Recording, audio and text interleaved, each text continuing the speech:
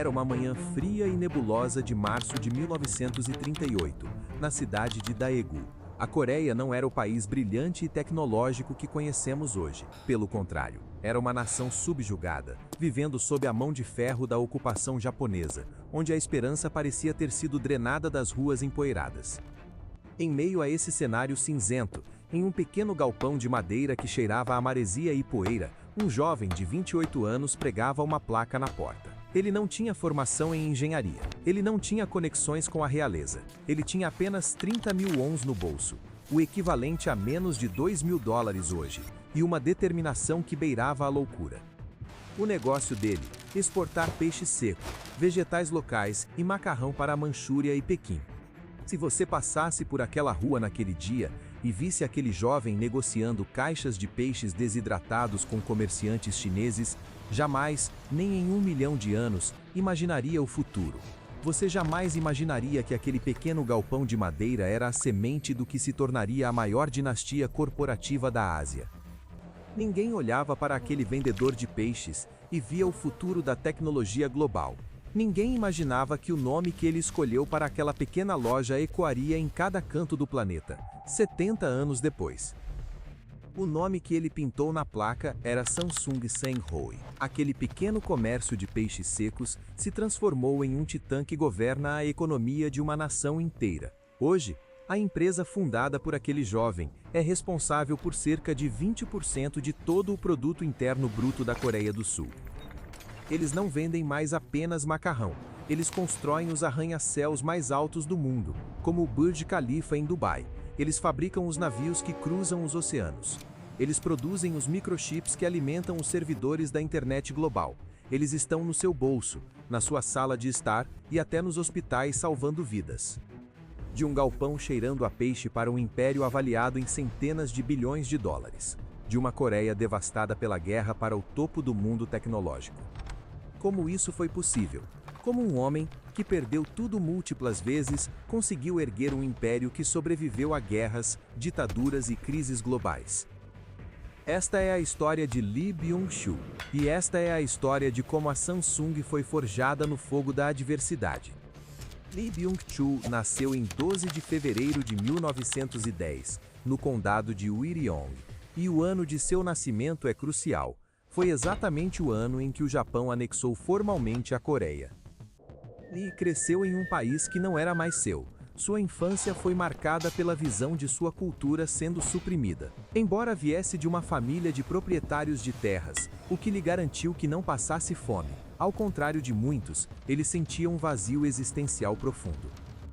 Ele não era o aluno modelo. Na verdade, durante a juventude, Lee era inquieto. Ele foi enviado para a Universidade de Waseda, em Tóquio, para estudar economia política, mas como muitos gênios que não se encaixam no sistema, ele não terminou o curso. Ele abandonou a faculdade. Aos 26 anos, ele voltou para a Coreia, sem diploma, sem emprego, e com uma reputação de alguém que não sabia o que queria da vida. Ele passava as noites jogando cartas e bebendo com amigos, gastando a mesada da família. Parecia o roteiro clássico do filho pródigo que desperdiçaria a herança dos pais. Mas, em uma noite de insônia, olhando para seus filhos dormindo, algo mudou dentro de Lee. Uma epifania silenciosa. Ele percebeu que a passividade era uma sentença de morte. O país estava em ruínas, o povo sofria, e ele estava ali, desperdiçando seu potencial. Ele decidiu que faria negócios, não apenas para enriquecer, mas para provar um ponto. Ele queria fazer algo pela Coreia através do comércio. Sua primeira tentativa não foi a Samsung. Foi um negócio de transporte de caminhões e depois um moinho de arroz. E adivinhem? Fracassou. Ele perdeu quase metade do capital da família devido à especulação de preços e à falta de experiência. O jovem Lee aprendeu sua primeira lição da maneira mais dura. O entusiasmo sem estratégia é apenas um caminho rápido para a falência. Foi só depois de lamber as feridas, analisar o mercado e entender as rotas comerciais, que ele se mudou para Daegu em 1938 e abriu a Samsung Sanghoi. Samsung significa 3 estrelas. O 3 representa algo grande, numeroso e poderoso. As estrelas significam a eternidade. Ele queria algo que durasse para sempre. Mas o destino tinha outros planos. Os primeiros anos foram bons. O negócio de peixes e macarrão prosperou. Lee Byung-chul tinha um talento natural para identificar oportunidades. Em 1947, sentindo que Daegu havia ficado pequena demais para sua ambição, ele tomou uma decisão ousada. Mudou a sede da empresa para Seul, o coração do país. Lá, ele começou a diversificar. Entrou no comércio internacional, importando e exportando. A empresa estava crescendo rápido. Ele estava se tornando um dos homens mais ricos da cidade. Mas a história nunca é uma linha reta para o sucesso. Manhã de domingo, 25 de junho de 1950. As tropas da Coreia do Norte cruzam o paralelo 38. A Guerra da Coreia começa. Foi o caos absoluto. Em 3 dias, Seul caiu. Lee Byung-chul não estava apenas vendo seu negócio em risco, ele estava vendo sua vida em perigo. Como um capitalista, ele era um alvo prioritário para as forças comunistas que invadiam a capital. Ele perdeu quase tudo. Seus armazéns foram saqueados, suas fábricas pararam, seus estoques de mercadorias desapareceram em meio a incêndios e bombardeios. Imagine construir um castelo tijolo por tijolo durante 12 anos e ver tudo ser reduzido a cinzas em uma semana. Lee teve que fugir para o sul, para a cidade de Busan, a última linha de defesa. Ele era novamente um refugiado em seu próprio país.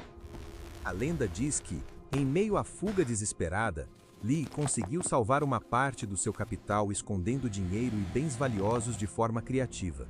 Ele chegou a Busan quebrado emocionalmente, mas com um pequeno fundo de guerra. A maioria dos homens teria desistido ali. A guerra estava destruindo o país. Não havia infraestrutura. Não havia garantia de que a Coreia do Sul existiria no mês seguinte.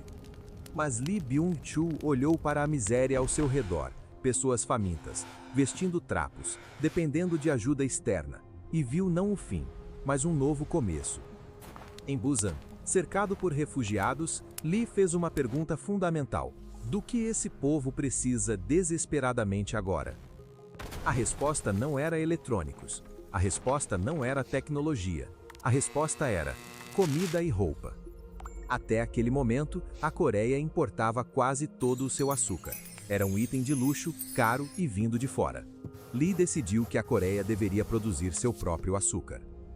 Em 1953, enquanto as cinzas da guerra ainda esfriavam, ele fundou a Chiu-Gedang. Foi a primeira refinaria de açúcar da Coreia do Sul. Foi uma aposta insana. Ele usou quase todo o dinheiro que lhe restava para importar máquinas industriais pesadas. Se falhasse, seria o fim definitivo. Mas quando as primeiras sacas de açúcar branco e puro saíram da linha de produção, a um preço muito mais baixo que o importado, o sucesso foi explosivo. Lee Byung-chul não estava apenas vendendo açúcar. Ele estava devolvendo a dignidade econômica ao país. Não satisfeito, ele olhou para as roupas das pessoas. Os coreanos vestiam tecidos de péssima qualidade ou uniformes militares velhos. Em 1954, ele fundou as indústrias Cheil. Ele construiu a maior fábrica de lã do país. Os críticos diziam: a Coreia não tem tecnologia para fazer tecidos de alta qualidade. Isso é impossível. Lee Byung-chul, obcecado pela qualidade, supervisionava pessoalmente a produção. Ele queria provar que a Coreia poderia produzir tecidos tão bons quanto os ingleses, e ele conseguiu. Em poucos anos, ele dominou o mercado de commodities. Ele se tornou o homem mais rico da Coreia, mas a calmaria precedia outra tempestade. Em 1961, o general Park Chung-hee lidera um golpe militar e toma o poder na Coreia do Sul. O novo governo militar tinha uma agenda clara: industrializar o país a qualquer custo, mas também limpar a corrupção. Lee Byung-chul estava no Japão quando soube da notícia. O novo governo o havia declarado, junto com outros empresários, como aproveitadores ilícitos. A riqueza que ele acumulou foi vista com suspeita. Ele estava na lista dos homens mais procurados pelo regime. Se ele voltasse para a Coreia, poderia ser preso ou até executado. Se ficasse no Japão, perderia sua empresa. Lee fez o impensável. Ele pegou um avião e voltou para Seul para enfrentar o General Park. O encontro entre o empresário e o ditador mudou a história da Coreia. Em vez de implorar por perdão, Lee fez uma proposta audaciosa: não me prenda, Em vez disso, deixe-me investir meu dinheiro na industrialização do país. Eu construirei fábricas, criarei empregos e ajudarei a economia a crescer. Se você matar os empresários, a economia morre junto. O general Park, pragmático, aceitou. Foi aí que nasceu o modelo dos grandes conglomerados familiares apoiados pelo governo para impulsionar a economia. Lee estava livre, mas o preço foi alto. Ele teve que entregar os bancos que havia adquirido ao governo e focar 100% na indústria. Seguiu-se uma era de expansão frenética. Seguros, varejo, papel, mídia. A Samsung estava em tudo, mas Lee, já chegando aos seus 60 anos, sentia que faltava a joia da coroa. Ele via o Japão crescendo com a Sony, a Panasonic, a Honda, e via a Coreia ficando para trás, montando brinquedos e perucas. Foi então, em 1969, que ele tomou a decisão mais controversa de sua vida. Nós vamos fabricar eletrônicos. Quando Lee anunciou isso, sua própria diretoria achou que ele estava louco. O governo não queria dar a licença.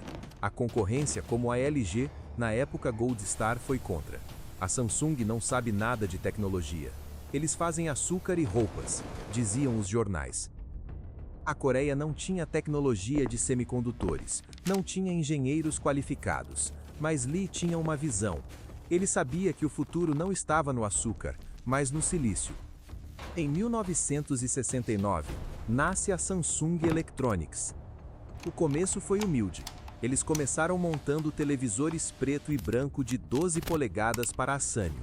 Eles desmontavam os produtos japoneses, peça por peça, para entender como funcionavam. Era engenharia reversa na base da teimosia. Mas o verdadeiro ponto de virada, o momento tudo ou nada, veio alguns anos depois, quando Lee Byung-chul, já com 73 anos, decidiu entrar no mercado de chips de memória. Era 1983. Todo mundo disse que era suicídio. O mercado de chips era dominado pelos EUA e Japão.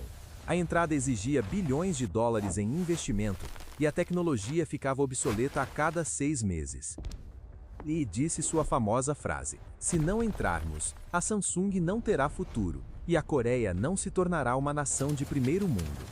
Eles trabalharam dia e noite. Engenheiros da Samsung iam para os EUA nos finais de semana para aprender com a Micron e voltavam para a Coreia para aplicar o conhecimento, dormindo nas fábricas.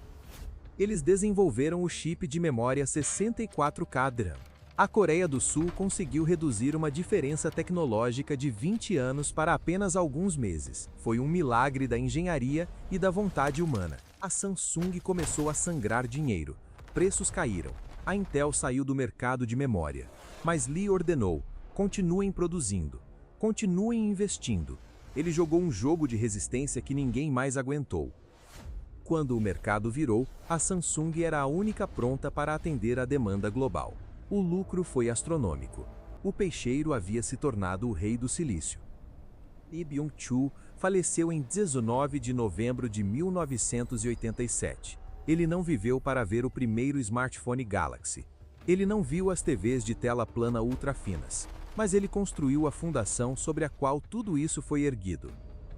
Em seu leito de morte, ele deixou o comando para seu terceiro filho, Lee Kun-hee, quebrando a tradição confucionista de deixar para o primogênito, porque sabia que Kun-hee tinha a mesma fome e visão visionária que ele. Lee Byung-chul tinha uma filosofia chamada talento em primeiro lugar. Ele acreditava que uma empresa não é feita de máquinas, mas de pessoas. Ele passava 80% do seu tempo recrutando e treinando os melhores cérebros da Coreia. Hoje, a Samsung não é apenas uma marca. É um símbolo de como uma nação inteira se levantou da pobreza absoluta para a liderança global em apenas uma geração. Aquele galpão em Daegu, com cheiro de peixe seco, desapareceu há muito tempo. Mas o espírito de 3 estrelas, grande, forte e eterno, permanece. A lição de Lee Byung-chul para nós é clara: não importa quão humilde seja o seu começo, ou quantas vezes a guerra e o destino destruam o que você construiu. O que define o seu legado é a capacidade de olhar para os escombros e ver a fundação de um novo império. E você? Qual é o seu negócio de peixe seco, hoje, que pode se tornar o império de amanhã? Se essa história te inspirou, não esqueça de deixar o seu like e se inscrever no canal. Nós trazemos a história dos gigantes para que você possa se tornar um. Até a próxima!